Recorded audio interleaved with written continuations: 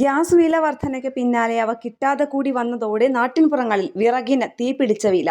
ഒരു കാലത്ത് ആർക്കും വേണ്ടാതിരുന്ന വിറകിന് ഇപ്പോൾ VIP പരിവേഷം.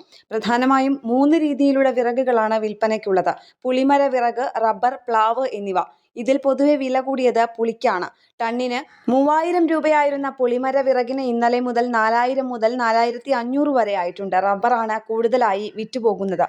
2500 മുതൽ 2700 വരെ വിലയുമായിരുന്ന റബ്ബറിനും ഇന്നലെ 3300 മുതൽ 3600 വരെ വിലയായി. വിലക്കുറവുള്ള പ്ലാവ്, ആഞ്ഞിലി, മാവ് എന്നിവയ്ക്ക് 2000, 2500 വിലയുണ്ടായിരുന്ന സ്ഥാനത്ത് 3000 വരെയായി ഉയർന്നു. ആവശ്യക്കാരേറിയതോടെ വിറകിന്റെ ചില്ലറ വിൽപ്പന വിലയുമേറി.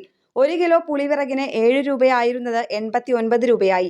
6 രൂപയ്ക്ക് വിറ്റിരുന്ന റബ്ബറിന് 78 രൂപയായും 5 രൂപയായിരുന്ന മറ്റു വിറകുകൾക്ക് 67 രൂപയുമായാണ് വില ഉയർന്നത്. ഹോട്ടലുകാരും തട്ടുകടക്കാരും ഗ്യാസിലേക്ക് തിരിഞ്ഞതോടെ വളരെ കുറച്ച് വീട്ടുകാർ മാത്രമാണ് വിറക് ഉപയോഗിച്ചിരുന്നത്. എന്നാൽ കഴിഞ്ഞ ദിവസം മുതൽ തട്ടുകടക്കാരും വിറക് വാങ്ങാനെത്തുന്നു. വിലപേശലില്ലാതെ ലോറിയിൽ ഇറക്കിയിരുന്ന വിറകിന് ലോറിക്കാർ വൻ വിലയാണ് ചോദിക്കുന്നത്. ഇതിനിടെ സ്വകാര്യ വ്യക്തികളുടെ പറമ്പുകളിൽ ഉപയോഗിക്കാതെ കിടക്കുന്ന കൊതുമ്പ്, മടൽ, തൊണ്ട് തുടങ്ങിയവയ്ക്കും ആവശ്യക്കാർ ഏറിയിട്ടുണ്ട്. ന്യൂസ് ഡെസ്ക് കേരള പ്രണാമം.